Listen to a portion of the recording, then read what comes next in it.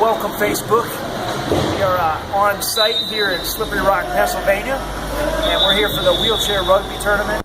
And there are, I think, 8 teams here from all around the different states, so it's kind of a big deal to be here, and excited to preview Chapter 4 of the Paralyzing Redemption.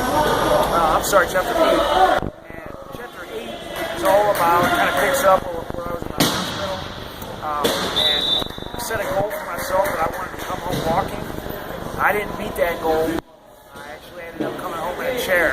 So my whole world kind of had turned upside down. I had to go home. I had to have a wheelchair ramp built. I had to have carpet and everything ripped up from my house. And everything was just a lot more difficult. So you guys have heard me talk now for the last 8 weeks. So I want to introduce you to my friend Sean, who we call Chops. And he is like family to me and my family. My kids love him.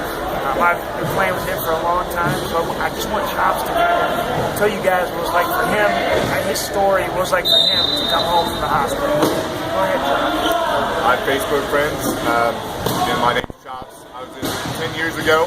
I was drinking and driving, going out with the buddies, just like we've all done how many times. And one time I didn't get away with it. Ran through a stop sign. An intersection that didn't have a stop sign. Went through and I was doing 45. Somebody T-boned me at the right of way. They were doing 45. I was dead on arrival, revived by the officer on scene. Woke up a day and a half later out of a coma in the hospital.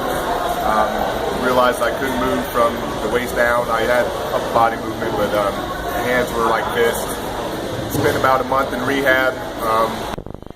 It really hit me about a week later, before they took me to rehab.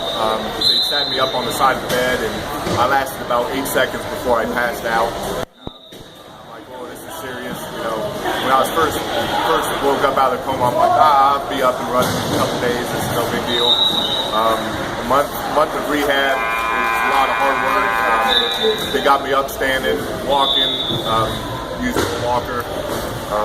But I still had to use the chair for mobility. I still do to this day.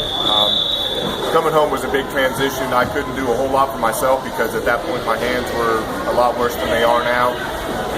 My brother luckily owned a construction company, so he got materials donated for the ramp, so cost wasn't a big issue there. Friends, family really pitched out.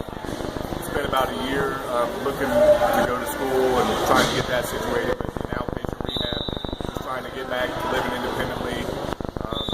It took a lot to keep your head up above water because, you're basically an infant at 28 years old all over again.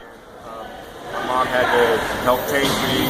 At that time, I wore a condom catheter, so she saw everything just like she did when she was a baby. So it was a rough adjustment, but she helped me. I learned how to do it. It didn't take really that long, probably a couple months.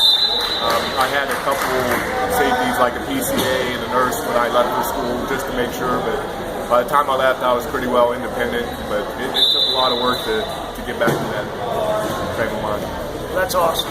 And I just want to thank Chops for taking a minute doing this for me. Chops has been a big inspiration to me and why this book is happening. He's doing a lot of big things right now. He's very motivated and just a great individual, and just thank you for his life and what he's meant to me. So that's what this chapter is going to be about. Facebook is just adjustment and transition. So I hope you stay tuned. This is Chapter 8, and we'll see you next week. Take care.